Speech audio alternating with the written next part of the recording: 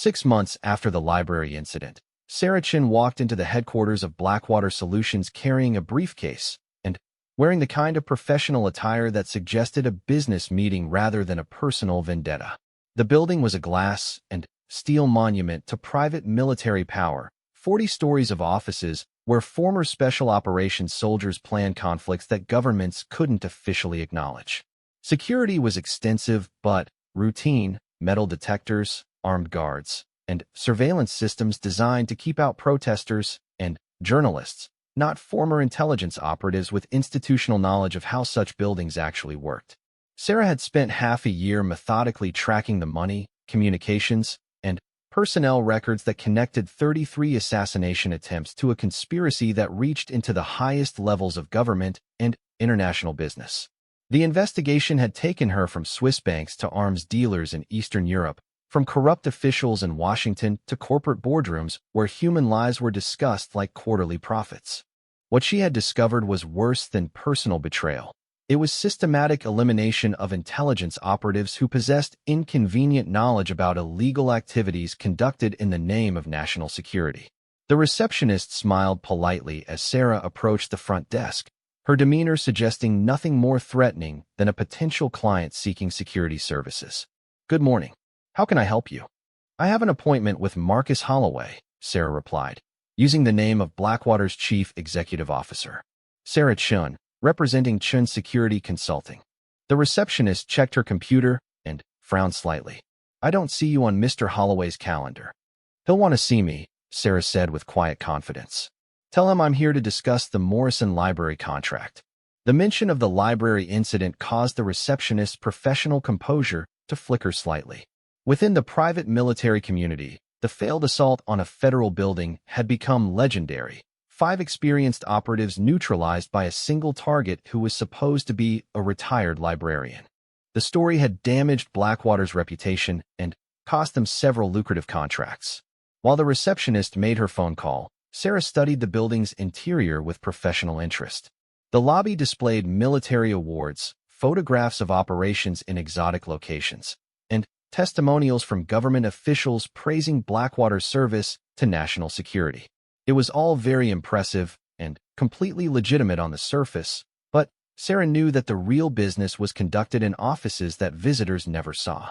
"Mr. Holloway will see you now," the receptionist announced, her tone suggesting that this was an unusual exception to normal protocols. 37th floor, executive suite. Sarah rode the elevator in silence, using the time to review her plan one final time. The briefcase contained evidence that would destroy Blackwater Solutions and implicate dozens of government officials in illegal activities spanning 2 decades. But evidence was only useful if you survived long enough to present it, and Sarah had no illusions about what would happen if she miscalculated the next few minutes. The 37th floor was exactly what Sarah had expected: expensive furniture, original artwork, and the kind of panoramic views that reminded visitors they were dealing with serious power. Marcus Holloway stood behind a desk the size of a small car, his appearance suggesting someone who had traded military service for corporate success without losing any of his operational edge. "Ms. Chun," Holloway said, his voice carrying the controlled courtesy of someone greeting a dangerous animal. "You have impressive audacity, walking into my building after what you did to my teams." "Your teams attacked innocent civilians," Sarah replied, setting her briefcase on his desk without invitation. "I defended them. The audacity was yours." Holloway's smile contained no warmth whatsoever. "Those weren't civilians. They were witnesses to a legitimate security operation. You interfered with lawful business activities. Murdering librarians and college students isn't lawful in any jurisdiction I'm familiar with. Everything we do is authorized at the highest levels of government," Holloway said, his tone suggesting this conversation was academic rather than personal. "You, on the other hand, are a rogue operative who has been living under false identity for 15 years. Technically, you're the criminal in this situation." Sarah opened her briefcase and removed a tablet computer, which she placed on the desk facing Holloway. The screen displayed financial records, communication logs, and classified documents that traced money from foreign governments through shell companies to Blackwater accounts. These records show payments from the Chinese Ministry of State Security, the Russian Federation Foreign Intelligence Service, and 7 different terrorist organizations, Sarah said conversationally, all funneled through Blackwater Solutions for operations against American intelligence personnel. Holloway's expression didn't change, but Sarah noticed his hand moving slowly toward a drawer that probably contained a weapon. She continued speaking as if she hadn't noticed. The interesting thing about financial records is how they tell stories, she continued. For instance, this payment of $2 million corresponds exactly with the assassination of CIA operative Jennifer Mills in Budapest. This one matches the elimination of NSA analyst David Parkinson. And this particularly large payment coincides with the bombing that was supposed to kill me in Prague 15 years ago. You're making serious accusations without proof, Holloway replied. But his voice had lost some of its confidence. Sarah smiled and touched the tablet screen, revealing additional documents. Actually, I have quite a bit of proof. Bank records, communication intercepts, and testimonies from 12 different operatives who worked for you over the past decade. Some of them were surprisingly cooperative once they understood their choice was between cooperation and federal prison. What do you want?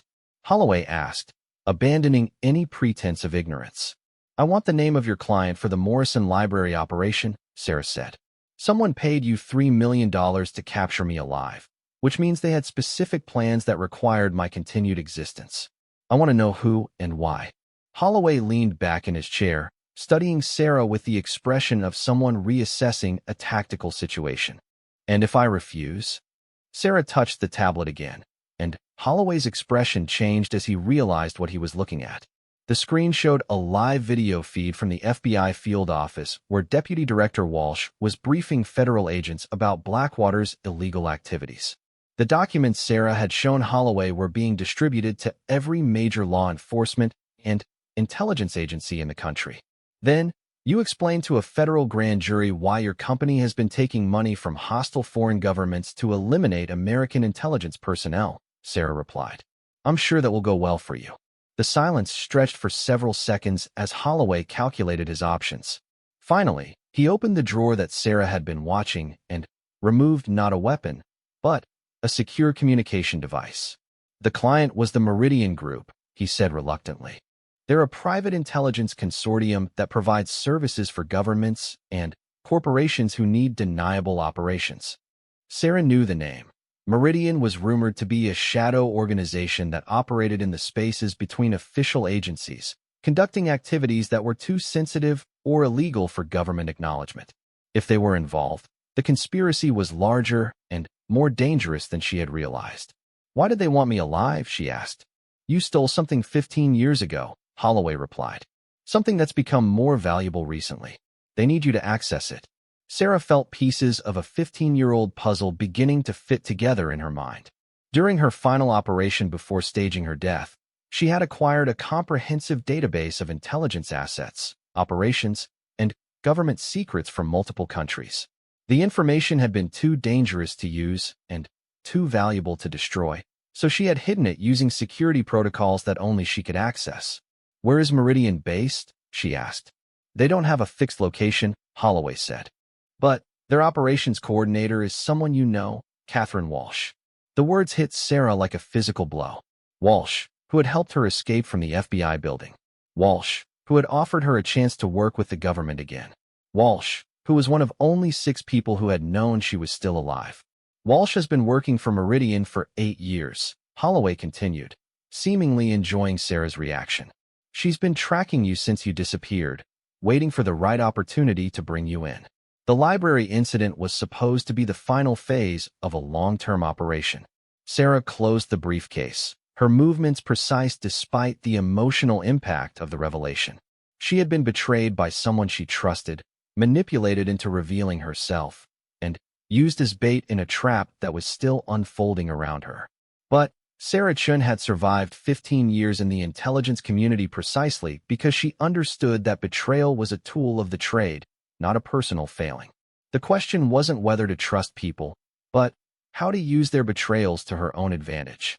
Thank you for the information, she said politely, as if Holloway had just provided directions to a restaurant. What happens now?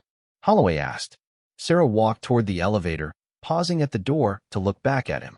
Now you explain to the FBI why your company has been committing treason for the past decade. I imagine that conversation will be enlightening.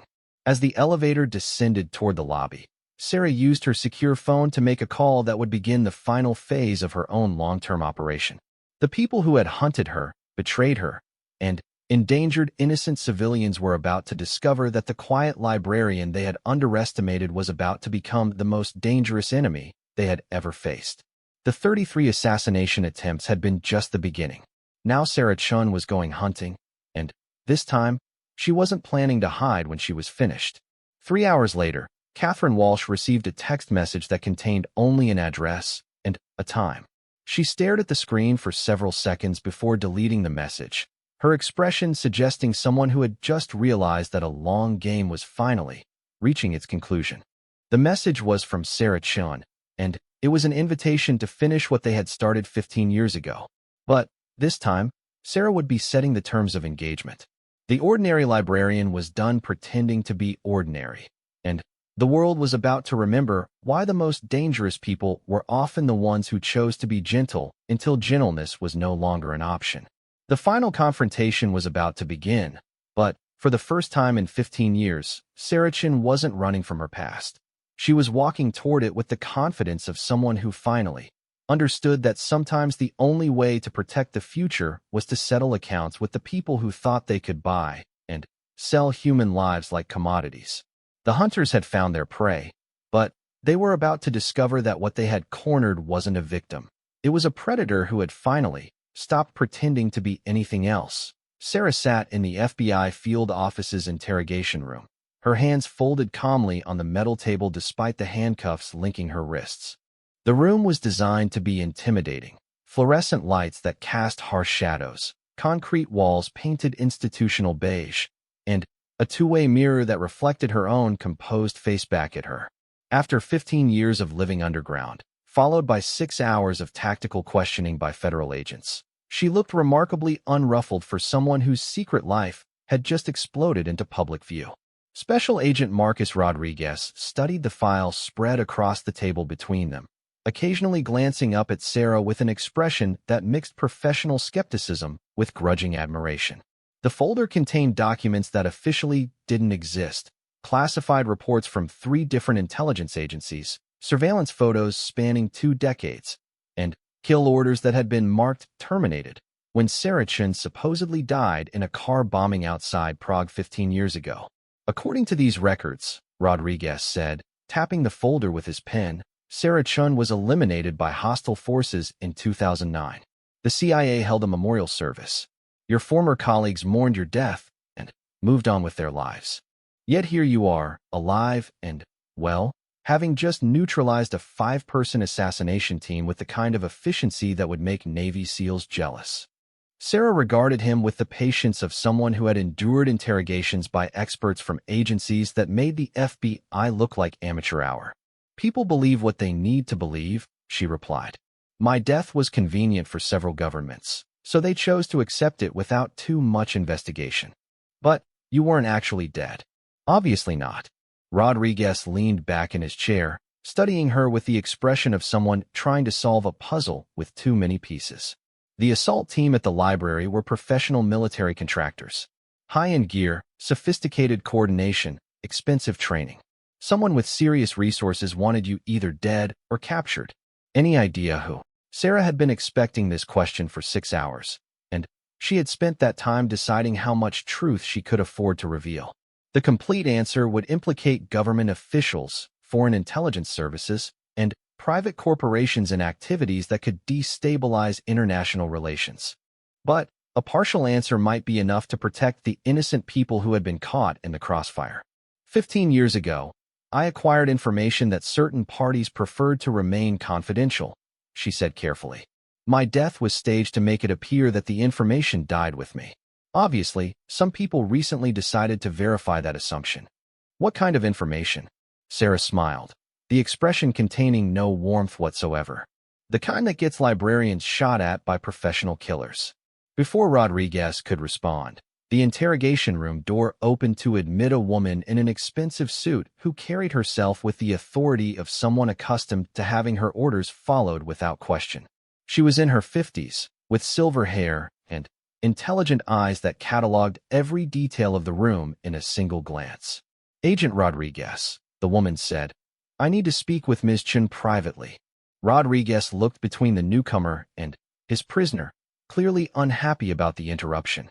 "Ma'am, I don't know who you are, but this is an active federal investigation. Deputy Director Catherine Walsh, CIA." The woman replied, showing credentials that made Rodriguez's objections evaporate like morning mist. "Ms. Chun, and I have history that predates your current difficulties. I need to discuss certain matters of national security with her." Rodriguez gathered his files and left with the resigned expression of someone who had just been reminded that the FBI was not always the highest authority in the room. Walsh waited until the door clicked shut before taking the seat across from Sarah, her movements precise and economical. "Hello, Sarah," Walsh said. "You look well for someone who's supposed to be dead." "Catherine," Sarah replied with genuine warmth. "You look tired. Deputy Director suits you, but the stress lines suggest the job isn't agreeing with your sleep schedule." Walsh smiled, the expression transforming her stern features into something almost maternal. "Some things never change. You always did notice details that other people missed." The two women studied each other across the metal table, their history evident in the comfortable silence that stretched between them. They had worked together during Sarah's final years as an active operative, developing the mutual respect that comes from trusting someone with your life on multiple occasions. "I suppose you're here to offer me a deal," Sarah said eventually. "Actually, I'm here to warn you," Walsh replied. "The library incident has attracted attention from every intelligence agency in the Western Hemisphere. Your little speech over the public address system was broadcast live on emergency channels, and within an hour, every major government was asking why a dead CIA operative was suddenly protecting civilians from private military contractors." Sarah felt ice forming in her stomach. Going public had been necessary to protect the library patrons, but she was beginning to understand the full cost of that decision. "How bad is it?" she asked. Walsh opened a tablet and showed Sarah a news article from the Washington Post. The headline read, "Ghost Operative Emerges from Shadows to Save Library Patrons." Below it was a photograph taken by someone with a telephoto lens, showing Sarah being led away from the library in handcuffs. Her face was clearly visible, and the caption identified her by name. "The story broke 2 hours ago," Walsh explained. "By morning, every intelligence service, terrorist organization, and criminal syndicate on the planet will know that Sarah Chun is alive and currently in federal custody. Some of them will want to recruit you. Others will want to kill you. Most will want to know what information you've been sitting on for 15 years. Sarah closed her eyes and felt the weight of 15 years of careful planning collapse around her. She had built the perfect cover identity, created a life so mundane that no one would ever look for her there, and protected herself through anonymity. All of that was gone now, destroyed in a few hours of violence that she hadn't chosen but couldn't have avoided. "There's more," Walsh continued.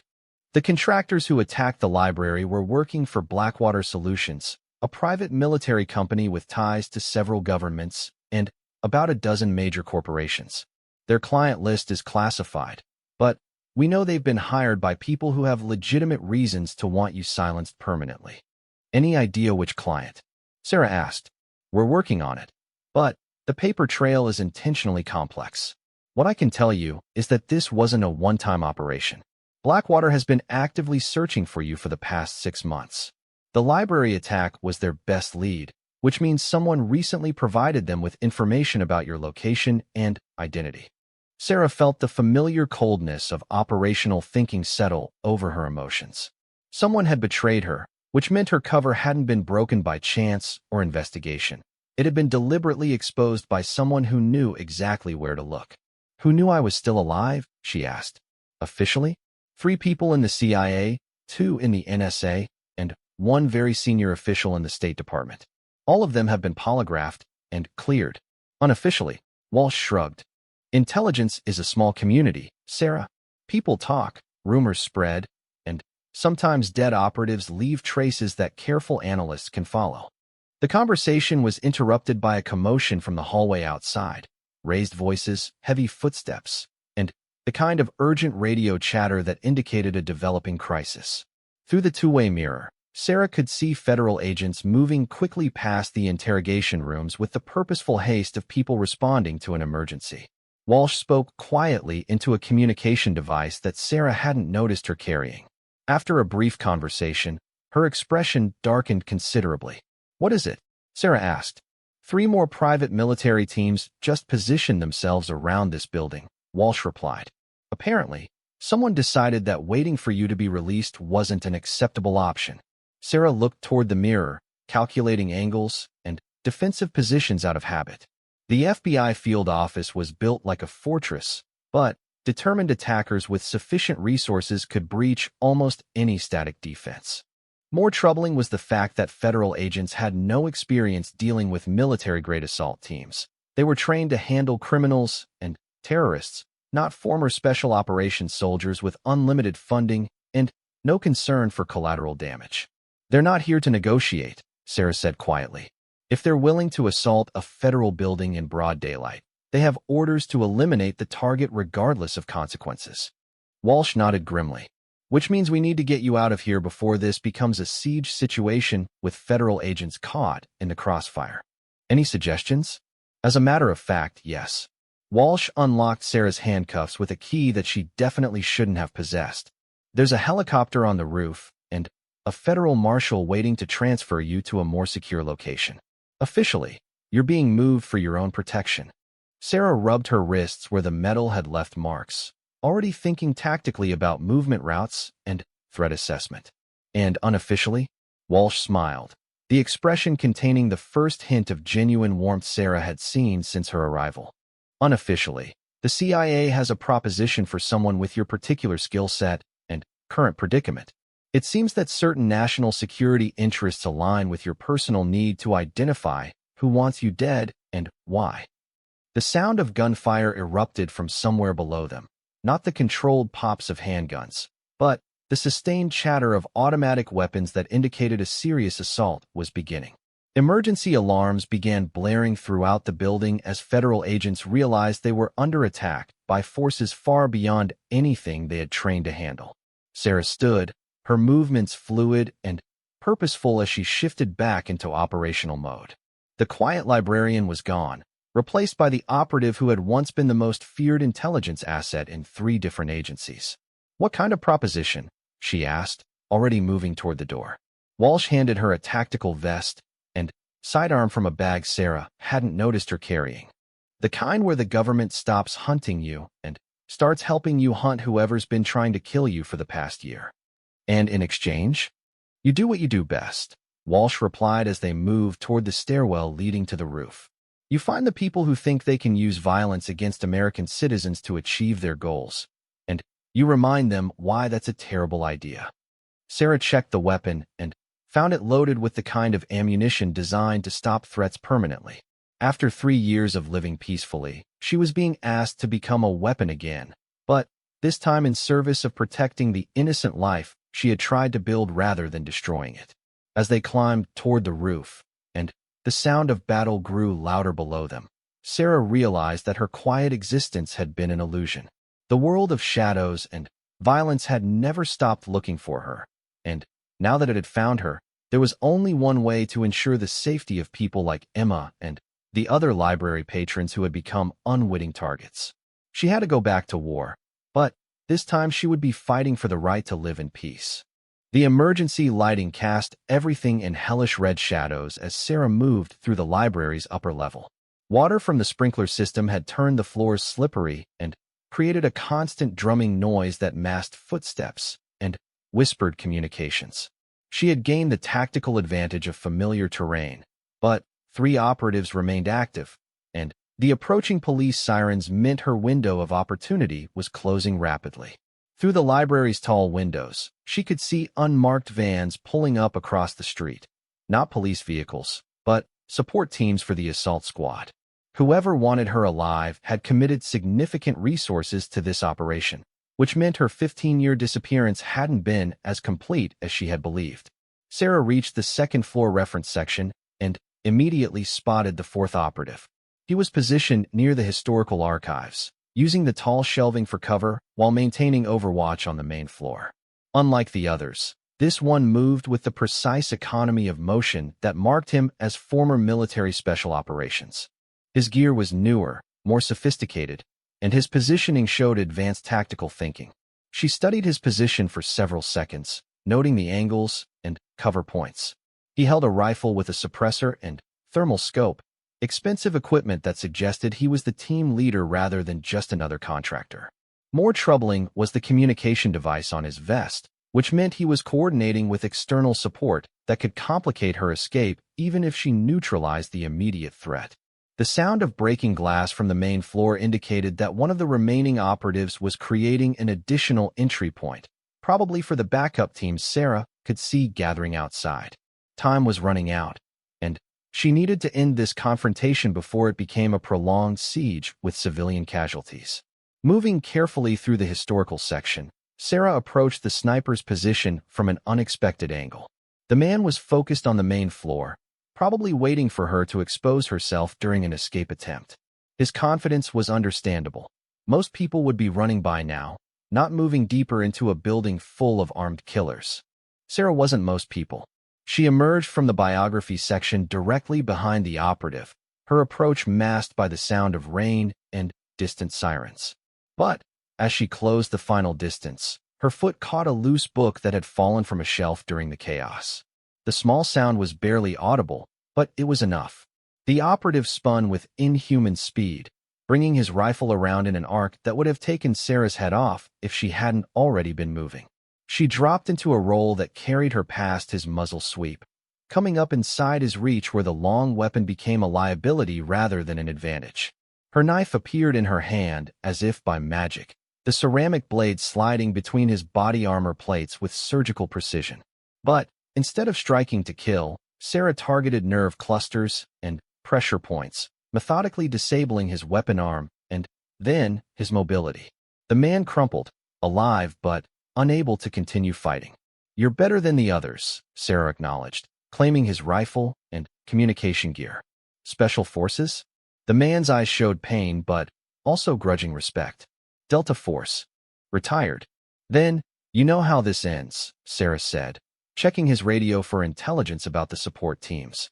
"Your backup isn't coming in time, and your remaining partners are about to learn why I stayed retired instead of staying dead."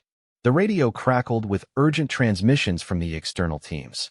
They had identified her as the primary threat and were repositioning to prevent her escape. But Sarah had no intention of running, not while innocent people remained trapped in the building with two active shooters. She made her way to the library's central atrium, a three-story open space that provided sight lines to most of the building. From this vantage point, she could see the remaining two operatives coordinating their movement through the main floor. They had abandoned stealth in favor of speed, probably hoping to locate and secure her before police arrived in force.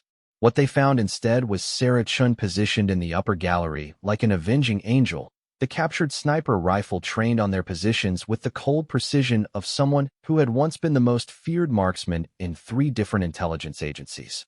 Final warning. Her voice echoed through the building's public address system.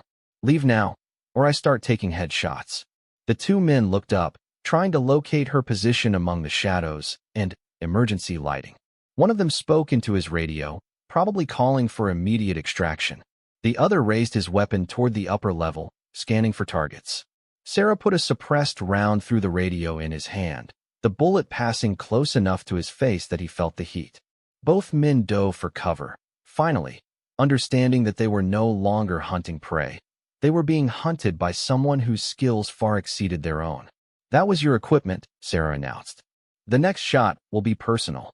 Over the building's communication system, she could hear police cars arriving outside, their sirens cutting through the rain and chaos.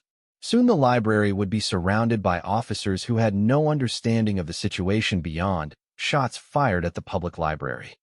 The presence of law enforcement would complicate everything, especially with external support teams still positioned around the building.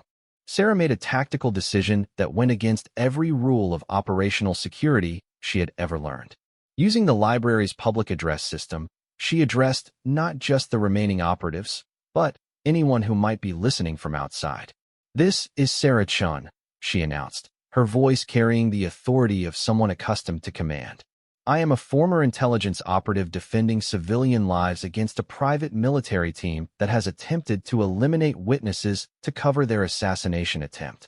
The threat to civilians will end when these men surrender or are neutralized. I repeat, the civilians in this building are under my protection." The declaration was either brilliant or catastrophically stupid, depending on who was listening.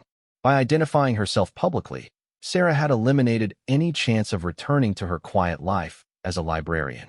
But she had also made it impossible for the assault team to claim this was a random attack or terrorist incident. Any cover story they had planned was now worthless.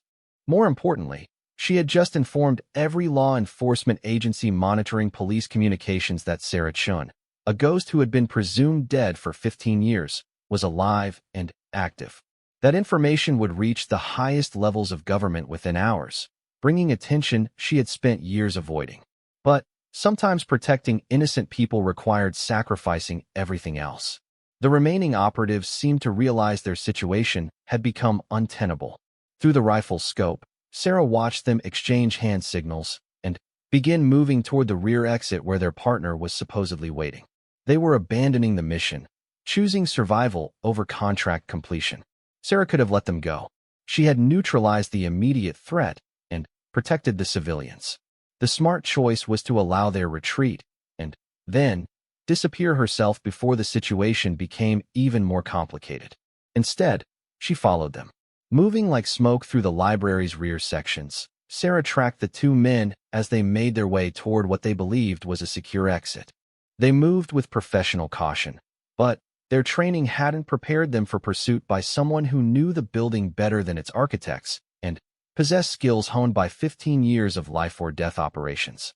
The rear exit was located in the library's service area, a maze of storage rooms and mechanical spaces that most patrons never saw. Sarah knew these passages intimately. She had memorized them as part of her security planning, identifying multiple escape routes and defensive positions.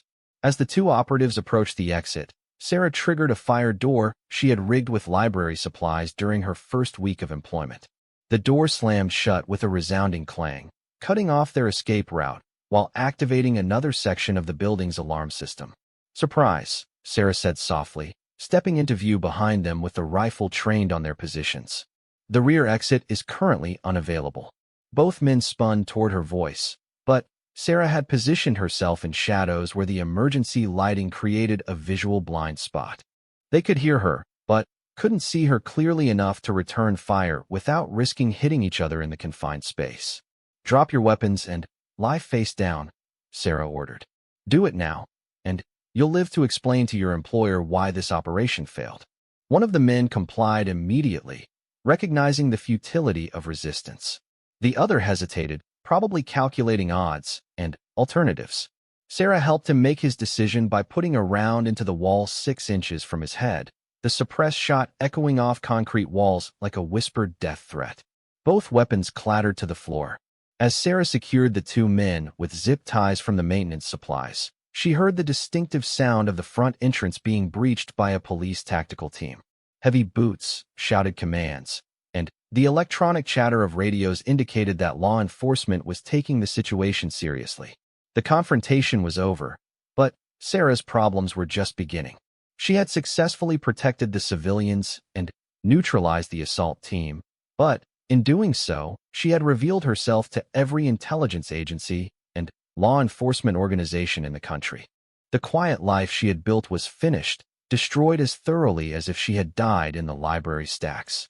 But as she heard Emma and the other civilians being safely evacuated by police officers, Sarah realized she could live with that consequence. Some things were more important than staying hidden, and protecting innocent people had always been at the top of that list. The hunters had found her, but they had learned too late that the most dangerous predators were the ones who chose when to stop pretending to be harmless. Now Sarah had to face the hardest challenge of all, explaining to the authorities why a dead woman had just saved a library full of people from assassination, and convincing them that she was the victim rather than the threat. Sarah moved through the library stacks with the fluid silence of someone who had spent years learning how to become invisible. The building's layout was burned into her memory. Every emergency exit, every blind spot, every structural weakness she could exploit. She had studied this place not because she expected trouble, but because studying environments for tactical advantage was as natural to her as breathing. The main floor had gone eerily quiet after the initial burst of gunfire. Through gaps in the shelving, Sarah could see overturned chairs and scattered books, but no bodies.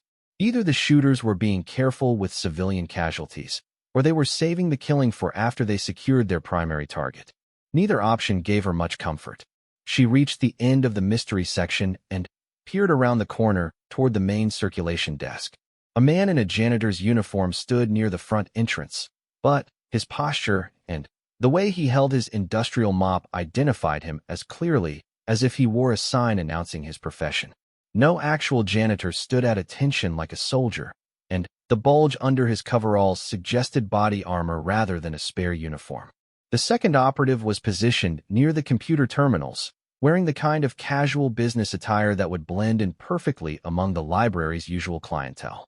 He held his weapon low and ready, covering the main entrance while scanning for targets. Both men moved with the controlled precision of military training, confirming Sarah's growing suspicion about who had sent them. A soft whimper drew her attention to a cluster of study tables where 3 college students and an elderly woman had taken shelter. They huddled together behind an overturned table, too terrified to move, but too exposed to remain safe if the situation escalated. Sarah recognized one of the students, a quiet girl named Emma who came in twice a week to study for her nursing program. She always said please and thank you, and once brought Sarah homemade cookies during finals week. The sight of Emma's terrified face ignited something cold and furious in Sarah's chest. These people had done nothing wrong except visit a library on a Tuesday morning. They didn't deserve to become collateral damage in someone else's war. Sarah checked her weapon and counted her options. 5 rounds in the chamber, plus whatever ammunition she could acquire from defeated operatives. 2 confirmed enemies on the main floor, with 3 more positioned throughout the building. The smart tactical choice would be to create a distraction, slip out through one of the service exits, and disappear into the city before backup arrived. But Sarah Chun had spent 3 years helping these people find books, answering their questions, and pretending their small problems mattered more than international conspiracies. They had become real to her in a way that made tactical thinking irrelevant. She wasn't leaving without them. Moving like smoke through the stacks, Sarah approached the operative near the computer terminals from his blind side. He was focused on the main entrance, expecting his target to attempt an escape rather than engage. It was a reasonable assumption. Most people would run from superior numbers and firepower. Sarah wasn't most people. She emerged from the stacks behind him, her approach masked by the sound of sirens approaching in the distance. Someone had called the police, which meant the timeline was accelerating. The operative heard her footstep at the last second and began to turn, but Sarah was already inside his reach. She drove her elbow into his kidney with surgical precision, targeting the nerve cluster that would cause immediate incapacitation without permanent damage. As he doubled over, she trapped his gun arm and applied pressure to his wrist until the weapon dropped. Her knee came up to meet his descending face, and he collapsed unconscious among the scattered computer keyboards. "One down," she whispered, claiming his weapon and spare magazines. The unconscious man wore no identification, but his gear was expensive and professional grade. The tactical vest under his shirt bore the subtle markings of private military contractors, the kind of people who took contracts that government agencies couldn't officially acknowledge. The fake janitor had heard the scuffle and was moving toward her position, his mop abandoned in favor of a compact submachine gun. Sarah rolled behind the circulation desk as bullets chewed through the wooden surface above her head. Splinters rained down as she calculated angles and distances, planning her next move. "Sarah Chun," the gunman called out, his voice carrying a slight accent she couldn't place. "We know who you are. Surrender now, and no one else gets hurt." "Funny," Sarah called back, changing position as she spoke to avoid giving him a target. "That's not what your friend in the gardening section told me about your orders." She heard him pause, probably receiving instructions through a communication device. The silence stretched for several seconds before he responded. "My orders have changed," he said. "Walk out with your hands visible, and the civilians live." Sarah almost laughed. She had heard similar promises from enemies on 4 different continents, and the only thing those experiences had taught her was that people who hunted other people for money rarely kept their word about collateral damage.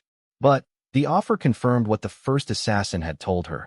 They wanted her alive, which meant she still had some advantage in this situation. "Counteroffer," Sarah called out. "You and your team leave now, and I don't add 5 more names to the list of people who underestimated the quiet librarian." This time she definitely heard him speaking to someone else, probably coordinating with the other operatives. Sarah used the time to study the main floor layout and identify potential weapons among the library's fixtures. The metal bookends were heavy enough to cause serious damage. The computer monitors could be removed and thrown. Most importantly, the fire suppression system could provide cover if she could find a way to trigger it. "You're surrounded," the gunman announced. "My partners have the building locked down. There's no escape." "Who says I want to escape?"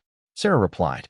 She moved quickly along the floor behind the circulation desk, staying low as she approached the computer terminal where she had left the unconscious operative.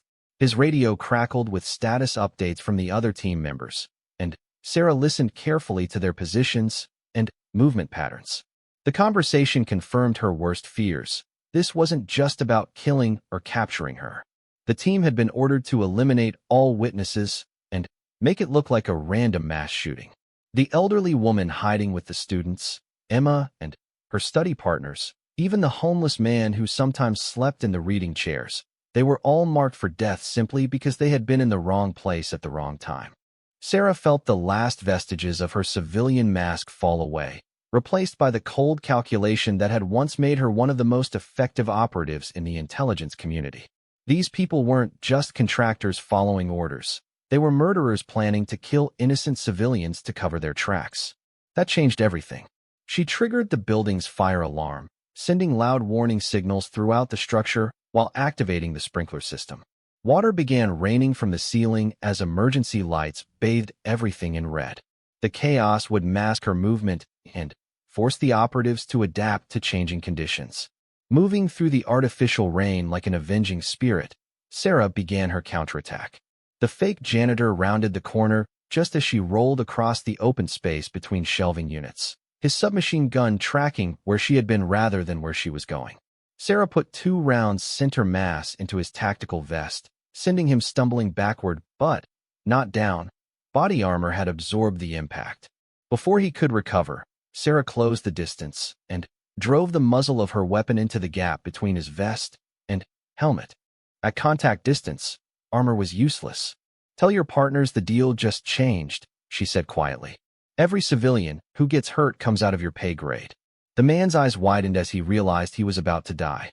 But instead of pulling the trigger, Sarah knocked him unconscious with the butt of her weapon and zip-tied his hands with cable ties from the library's supply closet.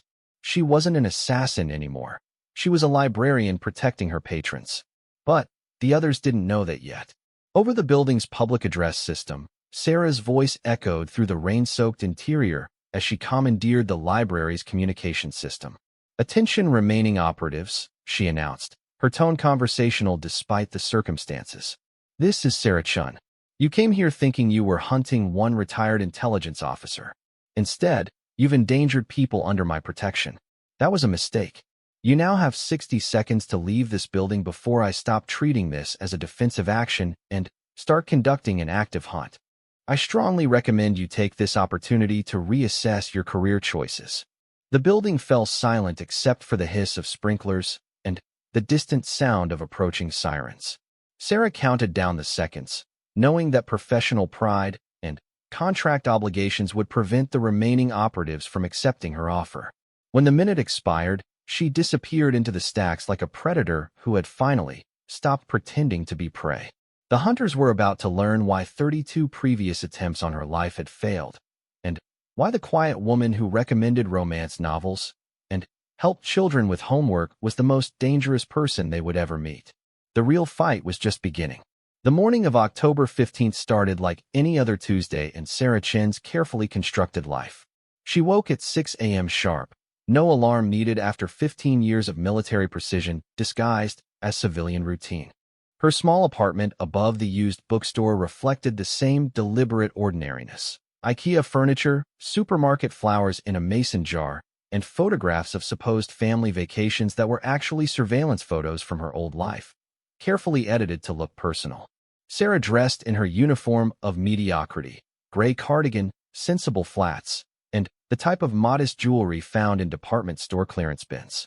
She had learned long ago that true invisibility came not from hiding in shadows, but from becoming so forgettable that people's eyes simply slid past you without registering your presence.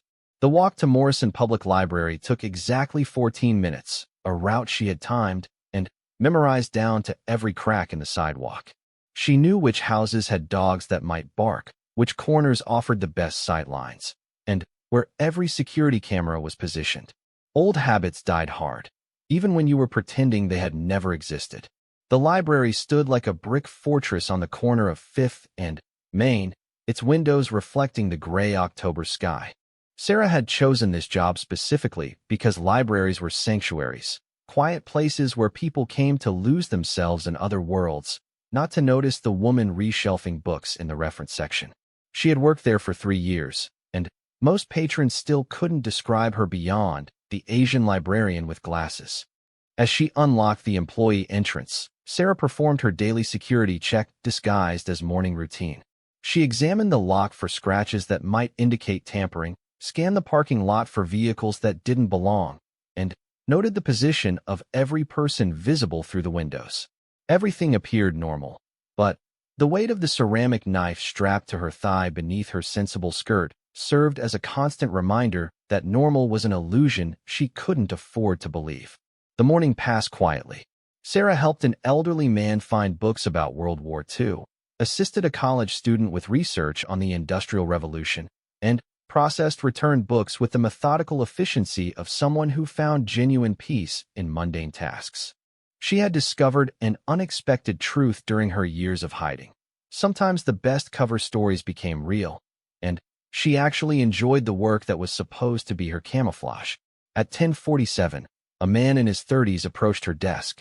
He wore khakis and a button-down shirt that screamed suburban normalcy. But Sarah's trained eye immediately cataloged the details that marked him as trouble. His shoes were too expensive for his outfit, suggesting he was playing a role. His posture indicated physical fitness beyond what his soft appearance suggested. Most tellingly, his eyes moved constantly, scanning exits and evaluating threats in a pattern Sarah recognized because she had been taught the same techniques. "Excuse me," he said with a practiced smile that didn't reach his eyes. "I'm looking for some books about organic gardening. My wife and I are starting a vegetable garden this spring." Sarah maintained her mild librarian expression while her mind shifted into combat mode. The request was perfectly reasonable, but the man's positioning blocked her direct path to the panic button behind her desk, and his stance suggested someone ready to move quickly. More importantly, organic gardening books were located in the section with poor visibility from the main floor, exactly where someone would position a target if they wanted privacy for an assassination. "Of course," Sarah replied, her voice carrying just the right note of helpful enthusiasm. "The gardening section is right over here." She stood and walked toward the indicated area, but instead of taking the direct route, she chose a path that kept her back to the wall and allowed her to maintain visual contact with other patrons. The man followed, and Sarah felt rather than saw him reach into his jacket. Her years of training had taught her to trust her instincts, and every alarm bell in her head was ringing. As they rounded the corner into the gardening section, Sarah spun and grabbed the man's wrist just as he drew a suppressed pistol from beneath his jacket. The weapon was small, professional, the type used by intelligence operatives who needed something reliable but concealable. Sarah twisted his arm with precise force, using his momentum against him as she drove her knee into his solar plexus. The man doubled over, gasping, but managed to maintain his grip on the weapon. Sarah trapped his arm between her body and arm, applying pressure to the nerve cluster at his elbow until his fingers spasmed and released the gun. As it clattered to the floor, she swept his legs and sent him crashing into the bookshelf, sending volumes on composting and soil management tumbling around him.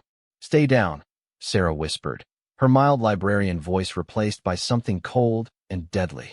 She had the ceramic knife in her hand without conscious thought, its blade pressed against the man's throat with surgical precision. "Who sent you?" The man's eyes widened, recognition dawning across his face. "You're supposed to be dead," he gasped. "Lots of people are supposed to be lots of things," Sarah replied. "Answer my question."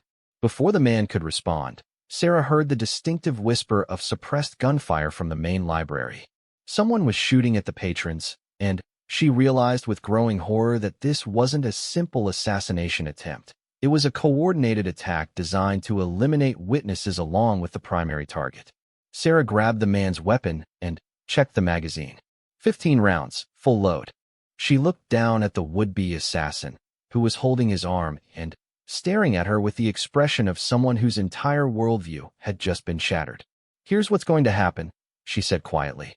"You're going to tell me exactly who you work for and how many people they sent. Then, you're going to help me keep the innocent people in this library alive, or I'm going to demonstrate why 32 other professionals have failed to complete the same contract you just accepted." The man's face went pale. 32. "You're number 33, Sarah said, chambering around in his pistol. "But who's counting?" More gunfire echoed from the main floor, followed by screams of terrified civilians. Sarah felt the familiar coldness settle over her as her training took complete control. She had spent 3 years pretending to be someone else, but the charade was over. The quiet librarian was about to remind the world why Sarah Chun had been the most feared operative in 3 different intelligence agencies. She moved toward the sound of gunfire with deadly purpose, leaving the stunned assassin behind. He called after her, his voice hoarse with pain and fear. "You don't understand," he said. "They're not here to kill you quickly anymore. The contract changed. They want you alive." Sarah paused, ice forming in her stomach. Alive meant interrogation, torture, and eventually a death far worse than a bullet. But, more immediately, it meant the other operatives in the building wouldn't care about collateral damage as long as they completed their primary objective. She looked back at the man on the floor. "How many?" 6 total, he admitted. "Including me." "Positions. 2 on the main floor, 1 covering the rear exit, 1 on the second level, and 1 monitoring the front entrance." Sarah nodded grimly. 5 trained killers between her and freedom, with unknown numbers of civilians caught in the crossfire. The odds were terrible, but she had faced worse during her operational years. The difference was that back then, she had been trying to save nations. Now she was fighting to protect the ordinary life she had built, 1 book return at a time. She disappeared into the stacks like a ghost, leaving behind only the echo of her footsteps and the shocked breathing of the man who had thought he was hunting prey, only to discover he had cornered a predator. The library fell silent except for the whispered prayers of civilians hiding behind overturned tables and the careful footsteps of killers moving through the building like wolves. Sarah Chun, who had spent 3 years reshelving books and helping children find stories about brave heroes, was about to remind everyone present that sometimes the most dangerous person in the room was the one you never noticed. The hunt had begun, but the hunters were about to learn why Sarah Chun had survived 15 years in a profession where most people died within 2. She wasn't just ordinary. She was extraordinary pretending to be ordinary, and the masquerade was finally over. Sarah Chun walked into her neighborhood coffee shop every morning at exactly 7:23 a.m., ordered the same vanilla latte with extra foam, and smiled politely at the barista who never remembered her name. She wore simple clothes, carried a worn leather purse, and worked as a librarian at the downtown branch. To everyone who saw her, she was just another face in the crowd. Unremarkable, predictable, ordinary. But ordinary people don't survive 33 assassination attempts in a single year. They don't know 17 different ways to kill someone with a paperclip, speak 12 languages fluently, or have a burned phone hidden in every room of their house. Ordinary people don't have scars from bullets fired by trained killers, or nightmares about the sound of silenced gunshots echoing through empty parking garages. Sarah Chun had spent 15 years building the perfect cover, a life so mundane, so completely average, that no one would ever suspect the truth. She was one of the world's most dangerous women, a former intelligence operative who had disappeared into plain sight after stealing secrets that could topple governments. But secrets have a way of finding you, no matter how deep you bury them. And when they do, the ordinary life you've built becomes a target painted on your back. This is the true story of how an unremarkable librarian became the most hunted woman in America, and how she fought back against an army of killers who made one fatal mistake. They underestimated the quiet woman who just wanted to live in peace. The first assassin came on a Tuesday morning in October, disguised as a customer asking for help finding books about gardening. By the end of that week, 5 more had tried to kill her. By Christmas, the number had reached 23. But Sarah Chun was not the helpless civilian she appeared to be, and the hunters were about to become the hunted.